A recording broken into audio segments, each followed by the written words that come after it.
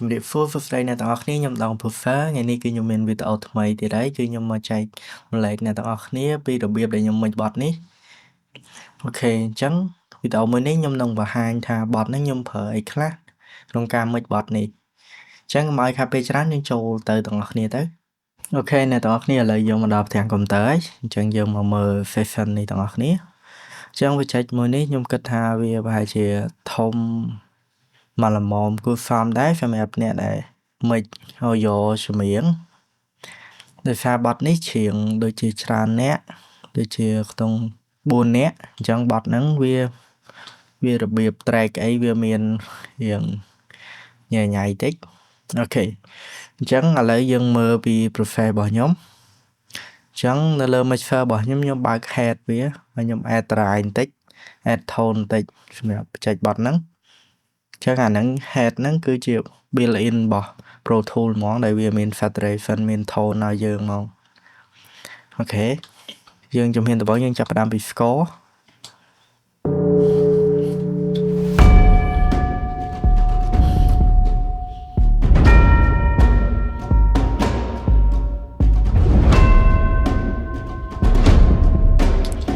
អូខេអញ្ចឹងគឺមាន x ខ្ញុំមកយក EQ set transient ខ្ញុំចង់ឲ្យ x ផាញ់អីហើយនេះខ្ញុំតម្លាក់ sustain ហ្នឹងខ្ញុំបន្ថយឲ្យ x ហ្នឹងវាខ្លីជាងមុនបន្តិចហើយនេះ saturation អញ្ចឹង x ហ្នឹងមាន AFL com មួយទៀតតែវាបាត់ហើយនេះ shoot to អានេះខ្ញុំ file change ជាមួយ kick នេះខ្ញុំ file change ជាមួយ kick អញ្ចឹងពេលដែល kick hit មក kick ជន់មកវា x វាតម្លាក់ឈឺចាប់ចេញពីឈាមខ្មែរស៊ូស្លាប់ក្នុងនាមពួកខ្ញុំអ្នកថែដូចតែសាំង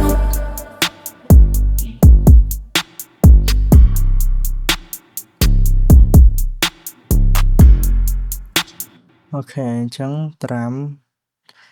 ខ្ញុំមិនដូចជាអត់មានអីទេគឺយើងមិនធម្មតាតែនេះ style rock នេះ metal នេះខ្ញុំមាននេះ parallel ខ្ញុំអានអាហ្នឹងអត់ស្អីច្បាស់នេះខ្ញុំ file chart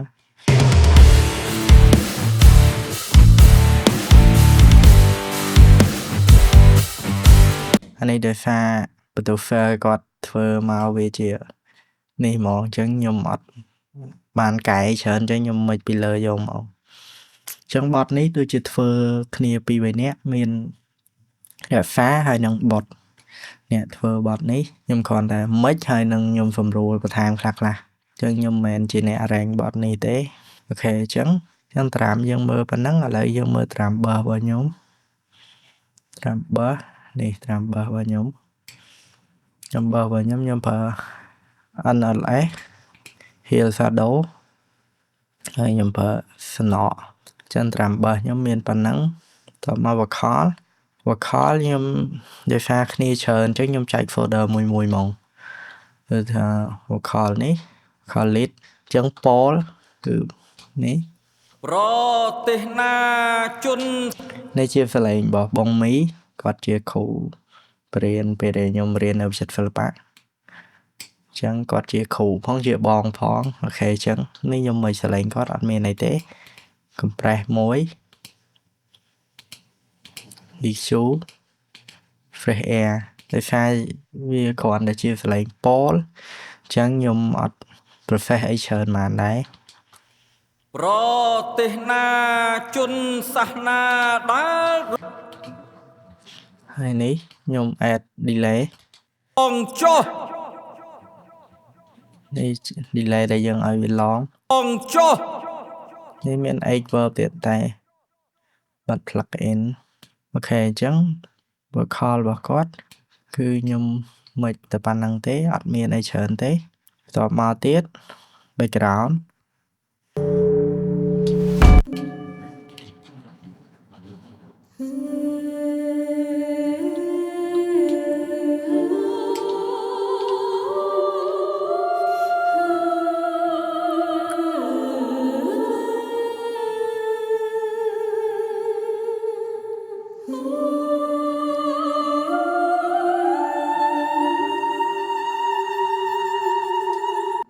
នេះគឺខ្ញុំអត់មានផ្សេងទេខ្ញុំ auto pan សរោមខ្ញុំ pan 5ចុចហ្មងតែអានេះវា5ចុចនៅក្នុង stereo នេះវាគ្រាន់តែវាអាចជាងទលាយជាង pan ធម្មតាឆ្វេងស្ដាំ color ដូចគ្នាអញ្ចឹងឥឡូវខ្ញុំ pan 5ចុចក្រោមខ្ញុំ pan 4ចុចអញ្ចឹងខ្ញុំ pan កុំឲ្យជាន់គ្នា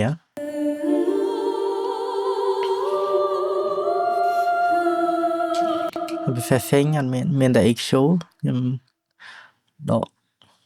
ក low ហ្នឹង Boomy ហើយ MADI ហ្នឹង EQ ហើយ compress នេះខ្ញុំ 11.6 multi band compress នេះហើយ fresh air add high អូខេអញ្ចឹងមក vocal ម្នាក់ទៀតនេះ vocal one ring កន្លែង metal ដល់ពេលត្រូវចេញប្រយុទ្ធយើងមិនដែលតក់ស្លុតយើងមិនខ្លាចរអាពួកណាចង់បង្កើតភាពវឹកវរលើមហានគរឲ្យវាមរណាឲ្យស្គាល់ថាខ្មែរយើងមិនដែលខ្មែររត់ចូលដោយផាយឲ្យខ្លាចជាផេះតែមិនចោលសំឡេងពួងទៅសំឡេះឈរលើការប៉ັດឈ្នះដោយចំណេះតបខ្មែរយើងអងងាយតាំងពីដូនតាំងពីតាចេញច្បាំងធ្វើសឹកការពារខេមរ៉ាឲ្យទ្រូងពាំងគ្រាប់ក៏នៅតែសច្ចាឲ្យតែខ្មែរយើងបានសុខហ៊ានបដូរសង្ខារពលីគ្រប់យ៉ាងដែលមានទៅភូមិខ្មែរនឹងរុងរឿងយើងប្រមូលផ្ដុំពូជខ្មែរយើងខ្លាំងគ្មានអ្វីផ្ទឹមចង់មកឈ្នះខ្មែរហើយកុំចោលសង្ឃឹមអូខេអញ្ចឹងគឺខ្ញុំអត់នេះខ្ញុំ clean noise clean ទឹកមាត់ហើយនឹង vocal rider ឲ្យ smooth processing របស់គាត់ EQ compress 11.6 LA to A DSR multi band compress fresh air DSR Soto អូខេអញ្ចឹង processing គាត់ខ្ញុំមានតែប៉ុណ្្នឹងទេញ៉ាំនេះខ្ញុំដបលឲ្យ vocal គាត់លឺទលាជាងមុនហើយនេះ delay ខ្ញុំអត់មានអីធម្មតាខ្ញុំ add ពីងប៉ុងធម្មតាហើយខ្ញុំដាក់ reverb លើ delay ហ្នឹងទៀតអូខេ vocal gain ហ្នឹងអត់មានអីទេគ្រាន់តែជាគាត់ scream គាត់ fade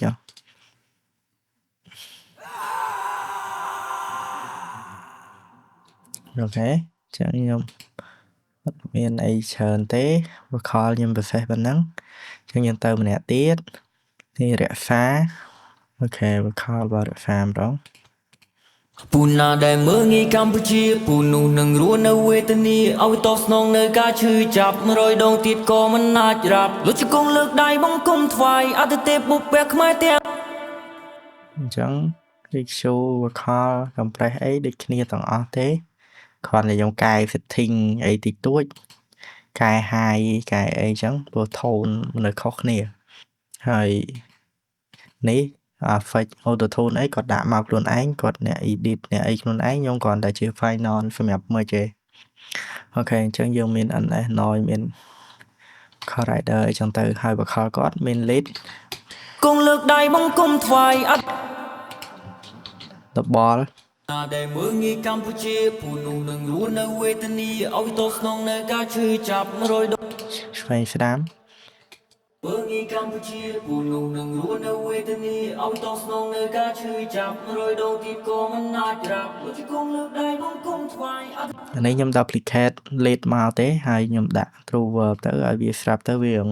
មនុស្សច្រើនហើយវាពីចងាយអញ្ចឹងហើយខ្ញុំបើក early reflection ចឹងទៅស្រាប់ទៅវានៅពីក្រោយ lead vocal វាអត់ធូត vocal lead ទេចឹងទៅស្រាប់ទៅវាក្រា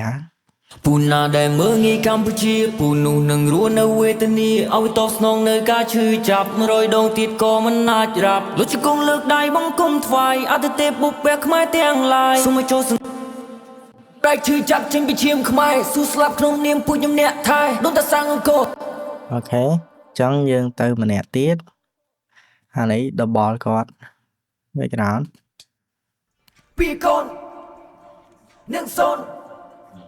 បេះដូងទាំងវងគូដឹងលំរឹងសន្ធឹងហេតោះយើងចូលម្នាក់ទៀតនេះគឺ Win គឺនាងនៅ Win ហើយអញ្ចឹងយើងមើល vocal គាត់ម្ដងអរគុណណាស់ហើយកូនគុំ រលំភ្នំរលីពុកកាពីកូនគូនគុំព្រួយ អញ្ចឹងអីដែលខ្ញុំមិនស្រី vocal chain គឺដូចគ្នាទេខ្ញុំកែ high ខ្លះហើយខ្ញុំកែ effect ខ្លះ effect គឺខ្ញុំ add មក vocal riff មួយខ្ញុំ add មួយ vocal riff មួយខ្ញុំ add មួយអូខេអញ្ចឹងយើងទៅស្ដាប់ម្នាក់ទៀតអ្នកទៀតនៅណាស្លេងគាត់អូខេគាត់នៅលើនេះវិញអញ្ចឹងយើងស្ដាប់ស្លេងគាត់ អូនចាំប្លែថ្លៃថែទូនខ្លួនបងបងឆាប់បែវៃណាបងណា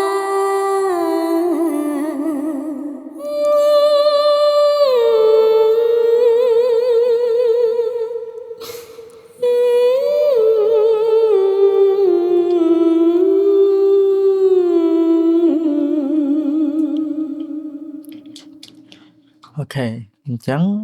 vocal នេះដែលខ្ញុំចង់ឲ្យគាត់ទៅជាស្លេងយ៉ាង analog គឺថាឮមកវាយ៉ាង old school វាមាន echo ហើយខ្លាំងចឹងទៅយើងស្ដាប់ទៅវាយ៉ាងស្រីចាស់ប្រៀបដូច amateur analog អញ្ចឹងអូខេឥឡូវយើងមើល vocal ចប់ហើយឥឡូវយើងមកមើល instrument ម្ដង instrument នេះគឺវាយ៉ាងច្រើនដែរ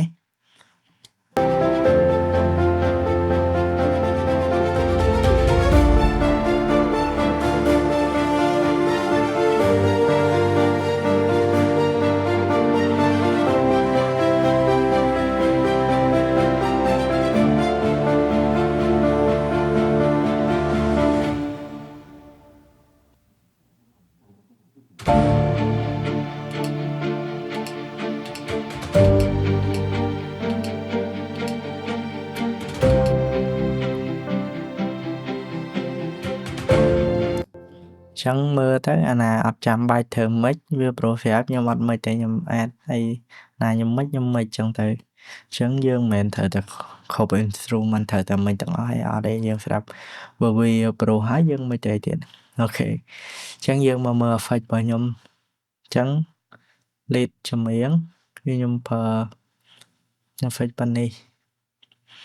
សម្រាប់អ្នកចម្រៀងស្រីមិញខ្ញុំប្រើ Echo Boy គឺខ្ញុំប្រើនេះខ្ញុំប្រើ preset នេះ Darkin Ping Pong អានឹង slap delay តមកទៀតខ្ញុំប្រើ Echo Boy មួយទៀតសម្រាប់ space echo អញ្ចឹងហើយសម្រាប់ vocal the wind ខ្ញុំប្រើ super flat ហើយ delay ធម្មតាហើយ delay ខ្ញុំ vocal choir អីខ្ញុំប្រើ Pro All ពេលខ្លះខ្ញុំ fan ចូលគ្នាខ្លះហើយខ្ញុំ fan តាមអ្នកចម្រៀងមួយអញ្ចឹង effect មកបទហ្នឹងខ្ញុំប្រើជាប៉ុណ្នេះទេ vocal effect ហ្នឹងនេះគ្រប់ទេខ្ញុំប្រើតែប្រហែលគ្រប់ហ្នឹងទេអូខេអ្នកទាំងអស់គ្នាអញ្ចឹងដូចជាមានតែប៉ុណ្្នឹងទេវីដេអូមួយហ្នឹងអញ្ចឹងបើចង់ស្ដាប់បទហ្នឹង full អាចទៅ search នៅក្នុង YouTube បានគឺបទនេះចំណងជើងដូចជាវីរភាពមាតុភូមិដែលចាញ់ការពីយើងមានទំនាស់ហ្នឹងឯងអូខេអញ្ចឹងអ្នកទាំងអស់គ្នាអាចទៅស្ដាប់ full បានហើយបទនេះខ្ញុំគិតថាខ្ញុំស្រឡាញ់បទនេះខ្ញុំ work hard ហ្មងខ្ញុំមិនទៅជា2ថ្ងៃមិនមួយថ្ងៃ master មួយថ្ងៃអញ្ចឹងយើងសម្រួលអីផ្សេងៗអញ្ចឹងទៅតែ2ថ្ងៃឯបទនេះអញ្ចឹងយើងធ្វើលឿនយើងចេញលឿនមែនតើបទនេះជាធម្មតាបទឲ្យតែមានឧបករណ៍ instrument ច្រើនយ៉ាងហោចណាស់គឺខ្ញុំចាយពេល 4-5 ថ្ងៃដែរតែបទនេះ2ថ្ងៃគឺមិនយក master ហើយចាញ់យកមកអូខេអញ្ចឹងគឺមានតែប៉ុណ្្នឹងទេសង្ឃឹមថាអ្នកទាំងអស់គ្នាចូលចិត្តហើយសម្រាប់អ្នកដែលចង់បានមេរៀនមិន master មានដូចជានៅក្នុង Logic Cubase FL ហើយ FL មានមួយ pop មួយ style hip hop អីខ្ញុំមាន